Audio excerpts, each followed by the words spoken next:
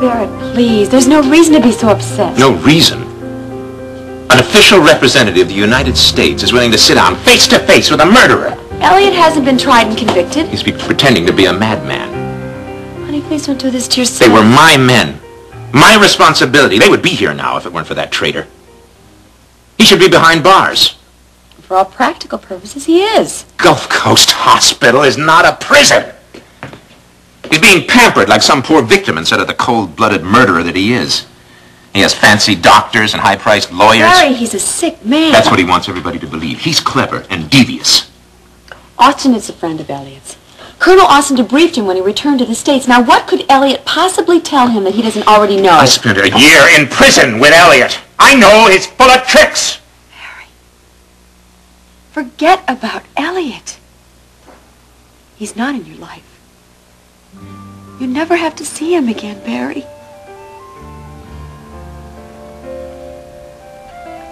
Forgive me. I didn't mean to go off the deep end like that. Colonel Austin is coming out here to give you a medal. Let's concentrate on that. Let's concentrate on happy thoughts. Okay?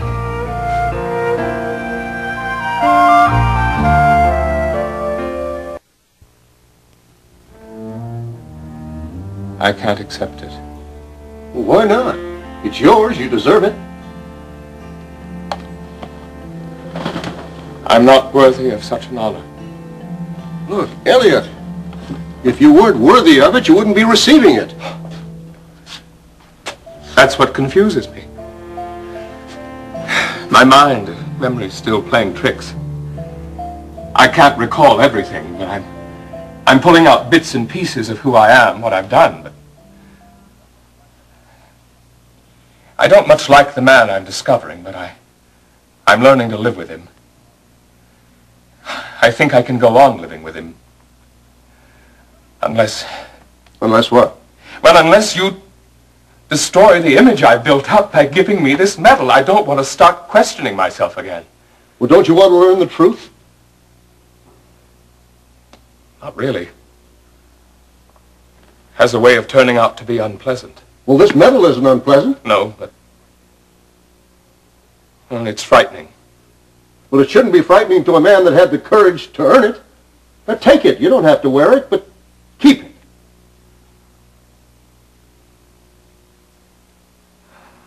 All right.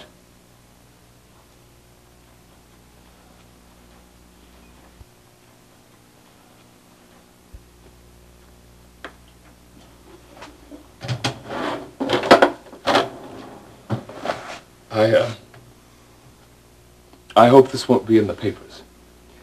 It may be. Well, please, for everybody's sake, try to keep it quiet. I'll certainly try, but that medal is now a matter of public record. I know, but under the circumstances, it could prove embarrassing. I tried to kill a man. You have to understand the way things work, Colonel. I spent over a year in that hell. Our lives were a constant round of boredom, starvation, torture, death. It was almost impossible to hold on to the shreds of our humanity under those conditions, but I did. I held on because of a dream I had. A dream about the future, and a life, and a son who is very precious to me. I understand, Elliot. Well, I survived that year. And I brought my dream with me back to Houston. I thought I was a very lucky man. And then all of a sudden my dream began to turn into a nightmare, and I found that I was back in that hell again.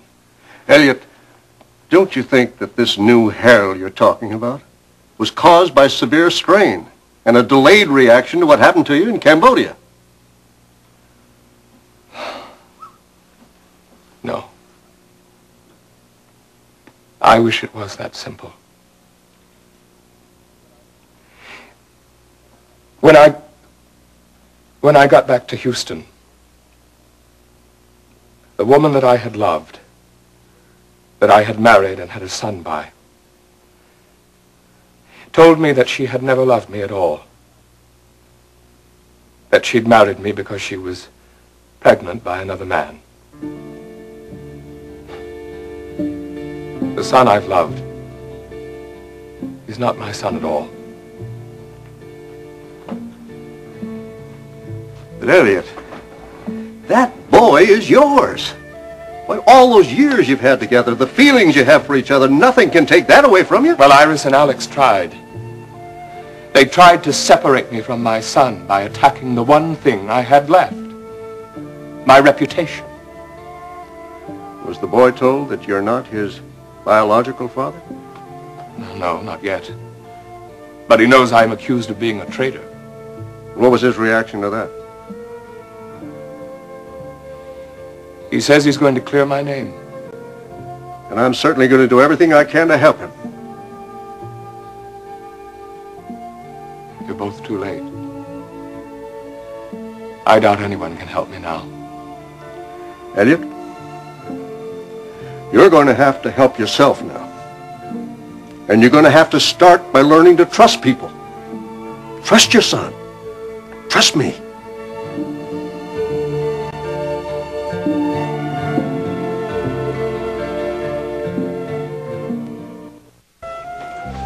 Mr. Carrington? Yes. You can see your father now. Thank you.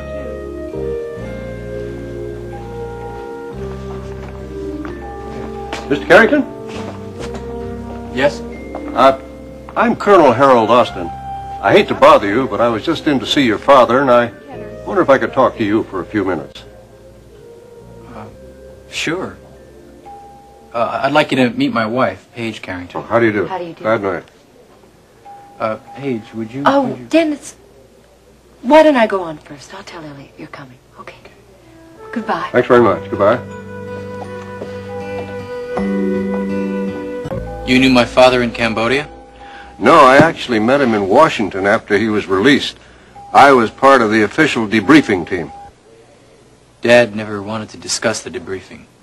Well, I guess it was an episode in his life he didn't want to dwell on. I was a POW myself in Korea, so I think I know how he feels. Do you? I don't think that anyone can really know what my father felt after all he's been through since he's been back. All the things people said about him. Well, I heard some of that too.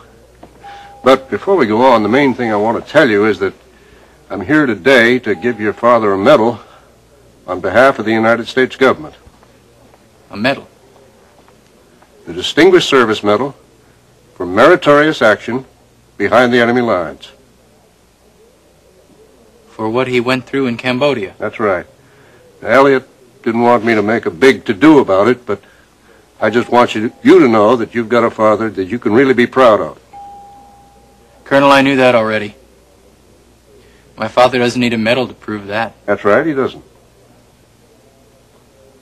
Just the same, I'm glad. I'm glad he's finally getting the recognition he deserves. Not for himself, but for everyone else. For all those people who pushed and bullied him. For all those people who branded him a traitor. I know. I guess this medal means that, well, that the government doesn't believe my father's a traitor. Well, I can't speak for all branches of the government. As the son of a journalist, you know that sometimes one hand doesn't know what the other one's doing. But speaking for myself and my superiors, I can tell you that none of us think he's a traitor. Well, thank you, Colonel. Your faith it'll mean a great deal to my father. You mean a great deal to your father, too. I hope you realize that.